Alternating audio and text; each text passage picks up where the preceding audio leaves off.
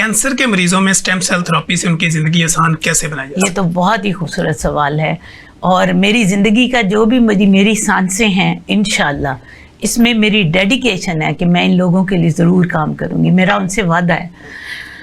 Stem cell ख़ास तौर पर ल्यूकेमिया, ठीक है, non Hodgkin's lymphomas, Hodgkin's lymphomas, aplastic anaemia और इसके अलावा और डीजनरेटिव डिसऑर्डर्स हैं। मैं आसान करके लोगों को बताना चाह रही हूँ जितने टाइप के ब्लड कैंसर्स हैं, इवन थैलेसीमिया के ऊपर, ये सब स्टेम सेल थेरेपी के थ्रू रिकवरेबल है। इनसे ना सिर्फ ये ट्रीट हो सकते हैं, ये रिकवर हो सकते हैं। ये मैं नहीं कह रही, FDA अप्रूव्ड है, इसके ऊपर काम हो रहा है मुख्तलिफ मुल्कों में। ठीक है, अवेलेबिलिटी कॉर्ड बाहर के मुल्कों में ऐसे आसानी से नहीं होती। कॉर्ड भी उनकी प्रॉपर्टी होती है।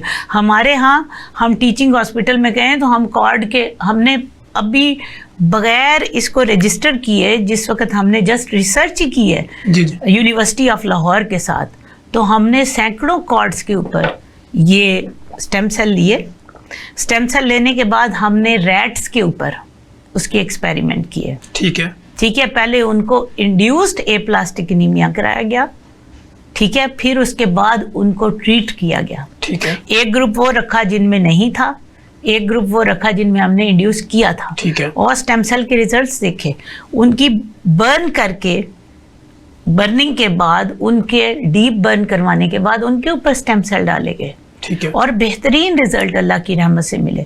ये वो चीज़ें हैं जो हमने पाकिस्तान में अपने क्वालिटी के मेयार को चेक करने के लिए कर चुकी हूँ। मैं कर चुकी हूँ। जिसको अगर है, अब मेरी बात सुने डॉक्टर तनवीर के, मैं ज़्यादा से ज़्यादा यही कर सकती हूँ कि मैंने होटा में एप्लीकेशन दी। मैं 1000 दफ़ा बता चुकी हूँ, मेरी एप्लीकेशन 1.5 साल के बाद उन्होंने वापस कर दी कि ये हमारी कैटेगरी में नहीं आता, आप हेल्थ कमीशन में दें। हेल्थ कमीशन ने हमारी एप्लीकेशन ही नहीं ली। We are thinking about this. उनकी टीम में पहले तो ये बताएं कि किसको ये स्टेम सेल की थेरेपी के बारे में एक्सपर्ट कौन है।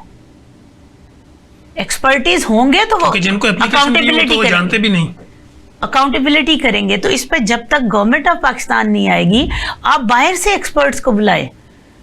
मेरा दावा है वो लैब में आए, लैब में आके देखें कि क्या ये लैब स्टेम सेल कल्चर करने के लिए सूटेबल है। अगर वो कहें कि नहीं सूटेबल, तो हम वी आर द कल्प्रिट। ठीक है। अच्छा डॉक्टर साहब, क्रोनिक डिजीज की अगर हम बात करें, जिस तरह हमने कैंसर की कर ली, क्रोनिक डिजीज में डायबिटीज है, हाइपरटेंशन है, या दिल की अमराज है, तो क्या इनके मरीज भी खुशखबरी ये ले सकते हैं स्टेम सेल थेरेपी के थ्रू? बिल्कुल, इसके ऊपर बहुत काम हो चुका है इसके ऊपर, क्योंकि ऑर्गन फेलियर में, अभी मैंने आपको ये, हम शुरू में बात कर रहे थे कि programming of stem cell is very important.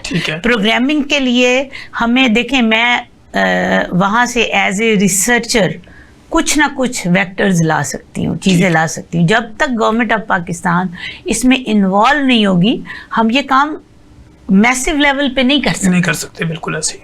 ठीक है, क्योंकि इसमें इन्वॉल्वमेंट जरूरी है। ठीक है।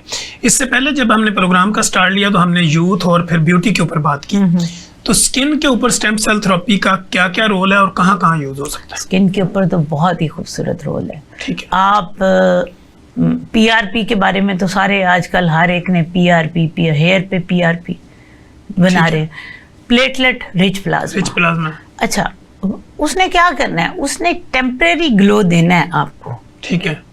फाइब्रोब्लास्ट बनेंगे, थोड़ा सा भीतर हो जाएगा। PRP के साथ अगर आप ऐड कर दें स्टेम सेल को, ठीक है, इवन इसके बारे में प्रोग्रामिंग की भी जरूरत नहीं है। ठीक है। स्किन की प्रोग्रामिंग इज वेरी इजी। ठीक है, उसमें थोड़ी सी चेंजेस करनी पड़ती हैं, कुछ कल्चर मीडियाज रिक्वायर्ड होते हैं। ये नहीं होता कि नैनो फैट, हमारे कई लोग नैनो फैट निकालते हैं। पिछले दिनों यहाँ हमारे डॉक्टर्स ने, फिर वो मेरे खिलाफ ही हो जाएंगे, रहने दें, अच्छा कोई बात नहीं। तो मेरा मतलब है, नैनो फैट निकाल के कहना कि इसमें स्टेम सेल हैं, इंजेक्ट कर दो। वो इंजेक्ट करने से आपको इतने बड़े बड़े बैंड्स बन सकते हैं। ठीक है। ऐसे वो स्किन ऐसे लगेगी कि जैसे इसके नीचे लंप पड़ा हुआ है। ठीक है। ये लोगों को नहीं पता। हमारे कई शौकीन मिजाज सेलिब्रिटीज हैं, मैं उनको पर्सनली जानती हूँ जिन्होंने ये काम कराया। ठीक है, तो ये नहीं करना। उसमें प्रोग्रामिंग करके जस्ट आप बड़ा इजीली वो नीडल के जरिए माइक्रो नीडलिंग से आप स्टेम सेल कर सकते हैं उनके। ठीक है। नहीं, ये डे केयर प्रोसीजर होता है एक ही दिन? डे केयर जिस तरह PRP आपकी लेते हैं इसी तरह लेके ब्लड उसका स्टेम सेल बनाते हैं? स्टेम सेल के लिए हम एक आध दिन पहले बुलाएंगे, 24 आवर्स हमें उस कल्चर मीडिया में रख के उसको इग्नाइट करना पड़ता है। ठीक है, वो टाइम है, लेकिन प्रोसीजर डे केयर है। ये नहीं होगा कि हमने उन्हें कहा कि जी अब आप चले जाएं, 2-2 दिन हॉस्पिटलाइज रहें। नो, आप एक दफ़ा वो आएंगे, होटल में स्टे करते हैं हमारे ऐसे पेशेंट्स, और वो स्टे करके हमें अपना फैट या ब्लड या bone marrow what ever needed, 95% हम फैट में इंडिपेंडेंट ठीक हो हमारी कम्युनिटी फैट से हमें स्टेम सेल मिल जाते हैं। ऐसे ही। हाँ। अच्छा डॉक्टर साहब, हम तो ऑर्गन पे ऊपर तो हमने अभी चले उस पे रिसर्च हो रही है या अभी हम करेंगे। Joint pain, muscle pain, nerve pain, body pain, joints के ऊपर इसका बहुत खूबसूरत इसके ऊपर जो है वो स्टेम सेल थेरेपी को हम किस तरह इम्प्लीमेंट करें? खाली पेन के लिए तो मैं आपको अभी बताऊं कि आई डोंट नो। ठीक है। जॉइंट पेन के लिए अगर जॉइंट में स्पेस कम रह गई है, ठीक है, नहीं और आपका रिप्लेसमेंट का आपको आर्थराइटिस का इशू है, तो इसके बारे में अभी काफ़ी कंट्रीज इस पे काम कर रहे हैं और इस पे बेहतरीन लोगों को रिजल्ट मिल रहे हैं। ठीक है, यानी ये करने से उनको फायदा हो सकता है? बिल्कुल हो सकता है। ठीक हो गया।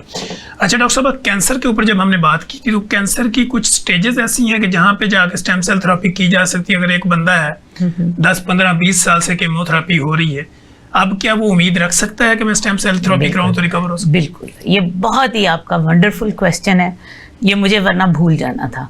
देखें, एक तो मैंने आपको बताया डायरेक्ट ट्रीटमेंट जिसमें स्टेम सेल की है, वो डायरेक्ट मैंने आपको बता दी। ल्यूकीमिया में, लिम्फोमाज में, आपके एप्लास्टिक एनीमियाज में, थैलेसीमिया में, और प्लस डीजनरेटिव डिजीजेस जो दूसरी हैं, ठीक है, इनमें तो आपका आ गया। ठीक है, दूसरा आपने नेक्स्ट जो आता है वो है इनडायरेक्ट ट्रीटमेंट। ठीक है, यानी उनका ट्रीटमेंट तो रेडियो कीमो में था, ठीक है, और रेडियो कीमो के सेशन पूरे हो गए, लेकिन वो बचने वाले नहीं, क्योंकि रेडियो कीमो ने बेड़ा गर्क कर दिया। रेडियो कीमो क्या करेगा, उनके सेलुलर लेवल पे जाके एप्लास्टिक एनीमिया कर देगा, उनकी लाइफ की क्वालिटी खत्म हो जाएगी। उन लोगों पे फिर इनडायरेक्ट वे से स्टेम सेल उनकी रिजुविनेशन करेंगे, रिहेबिलिटेशन उनके लिए है, उनके लिए आसानी पैदा हो सकती है। एक बड़ा इंपॉर्टेंट सवाल, मैं कहती हूँ प्रोग्राम ना खत्म हो जाए, कि जो बच्चों में हम कॉर्ड ब्लड स्टेम सेल जो हम बैंकिंग कर रहे हैं, ठीक है, ये भी हम पाकिस्तान में हमने स्टार्ट कर दी है, और इसको इंशाल्लाह अब हमने कमर्शलाइज करना है ताकि लोगों को इसका रेट बता सके। वैसे हमने सक्सेसफुली अल्हम्दुलिल्लाह कई बच्चों के स्टेम सेल की बैंकिंग की है। उसमें क्या है कि जो बच्चा पैदा होगा, अगर किसी की फैमिली में अल्लाह ना करे कोई क्रॉनिक डीजनरेटिव डिजीज़ आ रही हैं या कोई उसमें कैंसर की डिजीज़ हैं, तो उनमें क्या करेंगे कि उनके बच्चों के हम स्टेम सेल सेव कर देंगे, कॉर्ड ब्लड लेंगे और कॉर्ड की इनर ले लेंगे, वो स्टेम सेल लेके उनको सेव कर लिया जाएगा।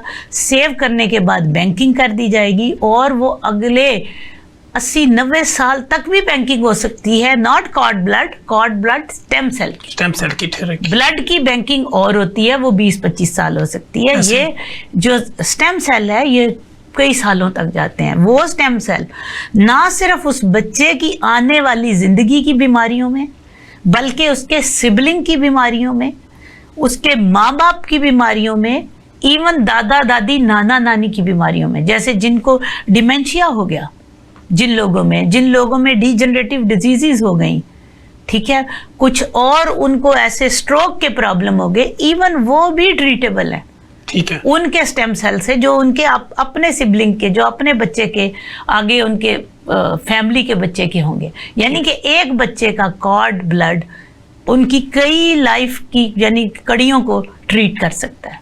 तो हम क्यों इसको फेंक देते हैं? वाई नॉट के इससे हम फायदा उठाएं।